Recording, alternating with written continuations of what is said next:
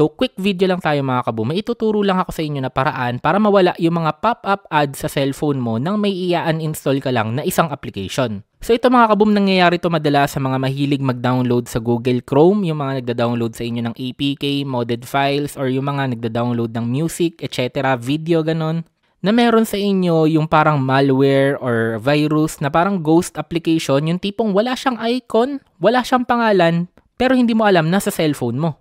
Anyway, pakitaan ko na lang kayo na example. So, makikita nyo pag in-install natin yung file na to, ayan, makikita nyo wala siyang pangalan and wala din siyang icon. So, hindi mo alam kung ano ini-install mo. So, normally nangyayari to sa mga mahilig sa inyo mag-download ng APK.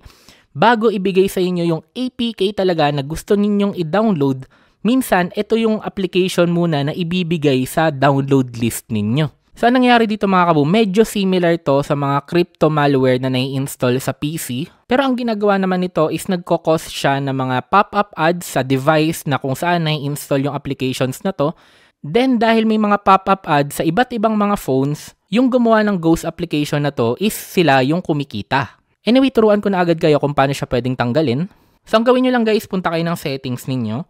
Then, hanapin nyo ngayon yung applications, apps. Then, hanapin nyo ngayon yung manage apps. Minsan, application list, diba? Basta yung mga applications kung saan nyo makikita yung mga dinownload ninyo. So, makikita nyo dito, ayan, yung pinakauna. Okay, makikita nyo dyan, wala siyang pangalan. Ngayon, depende to sa cellphone. Minsan, makikita nyo siya agad. Minsan, kailangan siyang hanapin. Basta ang goal ninyo, mahanap yung application na walang icon, walang pangalan, then i-uninstall ninyo. Ngayon mga kaboom, hindi ibig sabihin wala ng ads totally yung cellphone mo. Make sure mo lang na next time na may ida-download ka sa Google Chrome ninyo or any internet browser na ginagamit mo, make sure mo lang agad na tama yung dina-download mo. Basta tip ko lang guys, lalo na yung mga mahilig sa inyo sa mga modded applications, yung unang dinownload mo, hindi yun.